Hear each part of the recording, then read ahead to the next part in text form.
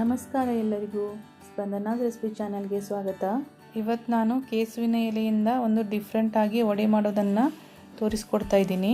ಇದು ತುಂಬಾ ರುಚಿಯಾಗಿರುತ್ತೆ. ಹಾಗೆ ಇದನ್ನು ನೀವು ಸ್ನ್ಯಾಕ್ಸ್ ಥರನೂ ತಿನ್ಬೋದು, ಇಲ್ಲಾಂದರೆ ಊಟದ ಜೊತೆ ನೆಂಚ್ಕೊಳ್ಳೋಕ್ಕಂತ ಸೈಡ್ ಡಿಶ್ ಆಗಿ ನೀವು ಇದನ್ನು ತಿನ್ಬೋದು.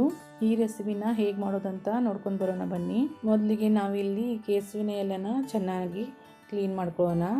ಇದ್ರ ಡೇಟ್ ಇರುತ್ತಲ್ಲ, ಇದನ್ನು ಹಾಗೆ ಹಿಂದ್ಗಡೆ ಇರೋ ನಾರನ್ನು ಈ ಥರ ತೆಕ್ಕೋಬೇಕು. ನಂತರ ಇದನ್ನು ನೀರಲ್ಲಿ ಚೆನ್ನಾಗಿ ತೊಳೆದ್ಬಿಟ್ಟು ಕಟ್ ಮಾಡ್ಕೊಂಡು ತಗೊಳ್ಳೋಣ. ಈಗ ಇದನ್ನು ಕಟ್ ಮಾಡಿ ತಗೊಂಡ ನಂತರ ಇದು 1 ಕಪ್ ಆಗೋಷ್ಟು ಆಗಿದೆ.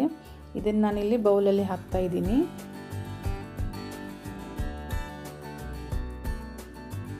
ಈಗ ಅದಕ್ಕೆ 1.5 ಕಪ್ ಆಗುವಷ್ಟು ಕಡಲೆ ಹಿಟ್ಟನ್ನು ಹಾಕ್ತಾ ಇದ್ದೀನಿ. ಮತ್ತು 1 ಟೇಬಲ್ ಸ್ಪೂನ್ ಆಗುವಷ್ಟು ಅಕ್ಕಿ ಹಿಟ್ಟನ್ನ ಹಾಕ್ತಾ ಇದ್ದೀನಿ. ಹಾಗೆಯೇ ಒಂದು ಅರ್ಧ ಕಪ್ ಆಗುವಷ್ಟು ಕೊತ್ತಂಬರಿ ಸೊಪ್ಪನ್ನ ಚಿಕ್ಕದಾಗಿ ಕಟ್ ಮಾಡಿ ಇಟ್ಕೊಂಡಿದ್ದೀನಿ. ಮತ್ತು ಒಂದು 5 ರಿಂದ 6 ಹಸಿಮೆಣಸಿನಕಾಯಿನ ಹಾಗೂ ಒಂದು ಅರ್ಧ ಇಂಚ್ ಶುಂಠಿನ ತರಿಯಾಗಿ ರುಬ್ಕೊಂಡು ಇಟ್ಕೊಂಡಿದ್ದೀನಿ. ಮತ್ತು ಒಂದು 5 ರಿಂದ 6 ಕರಿಬೇವಿನ ಎಲೆನ ಚಿಕ್ಕದಾಗಿ ಕಟ್ ಮಾಡಿ ಇಟ್ಕೊಂಡಿದ್ದೀನಿ. ಈಗ ಇದನ್ನೆಲ್ಲ ಇದರಲ್ಲಿ ಹಾಕೋತಾ ಇದ್ದೀನಿ. ಮತ್ತು ಅರ್ಧ ಟೇಬಲ್ ಸ್ಪೂನ್ ಆಗುವಷ್ಟು ಬಿಳಿ ಎಳ್ಳನ್ನು ಹಾಕ್ತಾ ಇದ್ದೀನಿ. 1 ಟೀ ಸ್ಪೂನ್ ಆಗುವಷ್ಟು ಜೀರಿಗೆನ ಹಾಕ್ತಾ ಇದ್ದೀನಿ.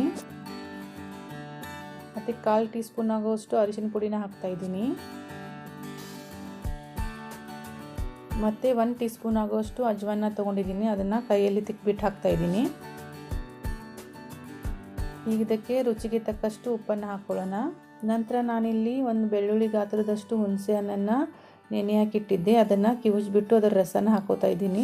ಇಲ್ಲಿ ನೀವು ಹುಣಸೆ ಹುಳಿನ ಹಾಕಲೇಬೇಕು, ಯಾಕಂದರೆ ಹುಣಸೆ ಹುಳಿ ಹಾಕಲಿಲ್ಲ ಅಂದರೆ ಗಂಟಲ ಕೆರೆತ ಉಂಟಾಗುತ್ತೆ. ಅದಕ್ಕೆ ಹುಣಸೆ ಹುಳಿ ಹಾಕಲೇಬೇಕು. ಮತ್ತು ಈಗ ಇದಕ್ಕೆ ಅರ್ಧ ಟೇಬಲ್ ಸ್ಪೂನ್ ಆಗುವಷ್ಟು ಎಣ್ಣೆನ ಹಾಕ್ತಾ ಇದ್ದೀನಿ. ಈಗ ಇದನ್ನು ಚೆನ್ನಾಗಿ ಮಿಕ್ಸ್ ಮಾಡ್ಕೊಳ್ಳೋಣ. ಇದಕ್ಕೆ ಈಗಲೇ ನೀರು ಹಾಕೋದು ಬೇಡ, ಹೀಗೆ ಕಲಿಸ್ಕೊಳ್ಳೋಣ. ಯಾಕಂದರೆ ನಾವು ಹುಣಸೆ ಹುಳಿನ ಹಾಕಿದ್ದೀವಲ್ಲ, ಅದರಲ್ಲಿ ಆಲ್ರೆಡಿ ನೀರು ಆಗಿರುತ್ತೆ.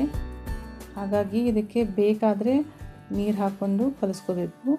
ಹೀಗೆ ಒಮ್ಮೆಲೆ ಹಾಕಿದರೆ ಇದು ತುಂಬ ತೆಳುವಾಗಿಬಿಡುತ್ತೆ. ನೋಡಿ, ಈ ಥರ ನಾನು ಕಲಿಸ್ಕೊತಾ ಇದ್ದೀನಿ. ನನಗೆ ಸ್ವಲ್ಪ ಗಟ್ಟಿ ಅನ್ನಿಸ್ತಾ ಇದೆ ಹಿಟ್ಟು, ಅದಕ್ಕೆ ನಾನಿಲ್ಲಿ ಒಂದು ಸ್ವಲ್ಪ ನೀರು ಹಾಕಿ ಕಲಿಸ್ಕೊತಾ ಇದ್ದೀನಿ. ಮತ್ತು ಹೀಗೆ ಹಿಟ್ಟನ್ನ ಕಲಿಸ್ಕೊಂಡು ತಗೊಂಡ ನಂತರ ಕನ್ಸಿಸ್ಟೆನ್ಸಿ ಈ ಥರ ಇರಬೇಕು. ಈಗ ಇದಕ್ಕೆ ಅರ್ಧ ಟೀ ಸ್ಪೂನ್ ಆಗುವಷ್ಟು ಅಡುಗೆ ಸೋಡಾನ ಹಾಕ್ತಾಯಿದ್ದೀನಿ. ಇಲ್ಲಿ ನಿಮಗೆ ಅಡುಗೆ ಸೋಡಾ ಹಾಕೋದು ಬೇಡ ಅಂದರೆ ನೀವು ಇದನ್ನ ಸ್ಕಿಪ್ ಮಾಡ್ಕೋಬೋದು. ಈಗ ಮತ್ತೆ ಇದನ್ನು ಚೆನ್ನಾಗಿ ಕೈಯಿಂದ ಕಲಿಸ್ಕೊಂಡು ತಗೊಳ್ಳೋಣ. ನೋಡಿ, ಹಿಟ್ಟಿನ ಕನ್ಸಿಸ್ಟೆನ್ಸಿ ಈ ಥರ ಇರಲಿ, ತುಂಬಾ ಗಟ್ಟಿಯಾಗಿ ಮಾಡೋಕ್ಕೆ ಹೋಗಬೇಡಿ.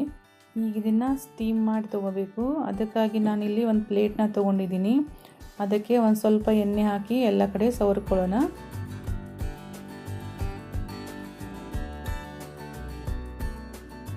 ನಂತರ ಇದಕ್ಕೆ ಎಲ್ಲ ಹಿಟ್ಟನ್ನು ಹಾಕಿ ಎಲ್ಲ ಕಡೆ ಚೆನ್ನಾಗಿ ಸ್ಪ್ರೆಡ್ ಮಾಡ್ಕೊಳ್ಳೋಣ.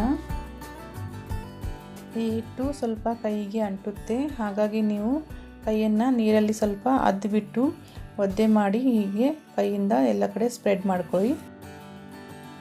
ಈಗ ಇದರ ಮೇಲೆ ಸ್ವಲ್ಪ ನಾನು ಬಿಳಿ ಎಳ್ಳನ್ನು ಉದುರಿಸ್ತಾ ಇದ್ದೀನಿ. ಈಗ ಇದನ್ನು ಬೇಯಿಸ್ಕೊಂಡು ತಗೊಳ್ಳೋಣ. ಅದಕ್ಕಾಗಿ ನಾನು ಇಲ್ಲಿ ಗ್ಯಾಸ್ ಮೇಲೆ ಒಂದು ಪಾತ್ರೆನ ಇಟ್ಟು ಅದರಲ್ಲಿ ನೀರು ಹಾಕಿ ನೀರು ಕುದಿಯೋದಕ್ಕೆ ಇಟ್ಟಿದ್ದೆ. ಈಗ ನೀರು ಕುದೀತಾ ಇದೆ. ಈಗ ಈ ಪ್ಲೇಟನ್ನು ಅದರಲ್ಲಿಡೋಣ ಮತ್ತು ಮೇಲೆ ಮುಚ್ಚಿಬಿಟ್ಟು ಒಂದು 5 ನಿಮಿಷ ಇದನ್ನು ಮೀಡಿಯಮ್ ಫ್ಲೇಮಲ್ಲಿ ಬೇಯಿಸ್ಕೊಂಡು ತಗೊಳ್ಳೋಣ. ಈಗ 5 ನಿಮಿಷ ಆಗಿದೆ. ಇದನ್ನು ಚೆಕ್ ಮಾಡೋಣ. ನೋಡಿ, ಈ ಥರ ಕೈಯಿಂದ ಹಿಟ್ಟನ್ನು ಮುಟ್ಟಿ ನೋಡಿದರೆ ಇದು ಕೈಗೆ ಅಂಟಲ್ಲ, ಅದರ ಅರ್ಥ ಇದು ಪೂರ್ತಿಯಾಗಿ ಬೆಂದಿದೆ ಅಂತ. ಈಗ ಇದನ್ನು ಕೆಳಗಿಳಿಸಿಬಿಟ್ಟು ಪೂರ್ತಿಯಾಗಿ ತಣ್ಣಗಾಗೋದಕ್ಕೆ ಬಿಡೋಣ. ಈಗ ಇದು ಪೂರ್ತಿಯಾಗಿ ತಣ್ಣಗಾಗಿದೆ. ಇದನ್ನು ಈಗ ಕಟ್ ಮಾಡ್ಕೊಂಡು ತಗೊಳ್ಳೋಣ. ಇದನ್ನು ನೀವು ಹೀಗೇ ತಿನ್ಬೋದು, ಇಲ್ಲಾಂದರೆ ಶಾಡೋ ಫ್ರೈ ಮಾಡೋನು ತಿನ್ಬೋದು, ಇಲ್ಲಾಂದರೆ ಡೀಪ್ ಫ್ರೈ ಮಾಡಿನೂ ತಿನ್ಬೋದು. ನಾನಿಲ್ಲಿ ಡೀಪ್ ಫ್ರೈನ ಮಾಡ್ತಾಯಿದ್ದೀನಿ.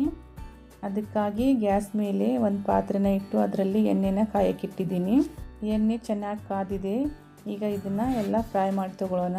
ಫ್ರೈ ಮಾಡುವಾಗ ಗ್ಯಾಸ್ನ ಮೀಡಿಯಮ್ ಟು ಹೈ ಫ್ಲೇಮಲ್ಲಿ ಇಟ್ಟು ಫ್ರೈ ಮಾಡ್ಕೊಳ್ಳಿ. ಈಗಾಗಲೇ ನಾವು ಹಿಟ್ಟನ್ನು ಬೇಯಿಸ್ಕೊಂಡಿರೋದ್ರಿಂದ ಹೆಚ್ಚಿಗೆ ಏನು ಫ್ರೈ ಮಾಡೋದು ಬೇಡ. ಸ್ವಲ್ಪ ಕಲರ್ ಚೇಂಜ್ ಆಗಿ ಕ್ರಿಸ್ಪಿಯಾಗಿ ಬಂದರೆ ಅಷ್ಟೇ ಸಾಕು.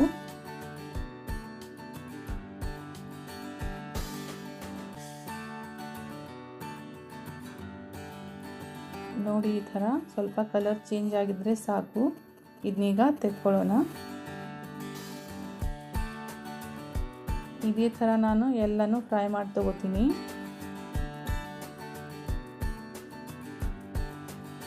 ನೀವು ಕೆಸುವಿನ ಎಲೆ ಪತ್ರೊಡೆ, ಪಲ್ಯ, ಚಟ್ನಿ ಈ ಥರ ಎಲ್ಲ ರೆಸಿಪಿನ ಟ್ರೈ ಮಾಡಿರಬಹುದು. ಈ ಥರ ಒಮ್ಮೆ ಟ್ರೈ ಮಾಡಿ ನೋಡಿ, ಖಂಡಿತ ನಿಮಗೆ ಇಷ್ಟ ಆಗುತ್ತೆ. ಹಾಗೆಯೇ ನಮ್ಮ ಚಾನಲ್ನ ಇನ್ನೂ ಸಬ್ಸ್ಕ್ರೈಬ್ ಮಾಡಿಲ್ಲ ಅಂದರೆ ಸಬ್ಸ್ಕ್ರೈಬ್ ಮಾಡ್ಕೊಳ್ಳಿ. ಈ ರೆಸಿಪಿ ಏನಾದರೂ ಇಷ್ಟವಾದರೆ ಒಂದು ಲೈಕ್ ಮಾಡಿ, ಹಾಗೆ ಶೇರ್ ಮಾಡಿ. ಹಾಗಾದರೆ ಇದಾಗಿತ್ತು ಇವತ್ತಿನ ರೆಸಿಪಿ. ಮತ್ತೆ ಬೇರೆ ರೆಸಿಪಿಯೊಂದಿಗೆ ಭೇಟಿಯಾಗೋಣ. Thank you.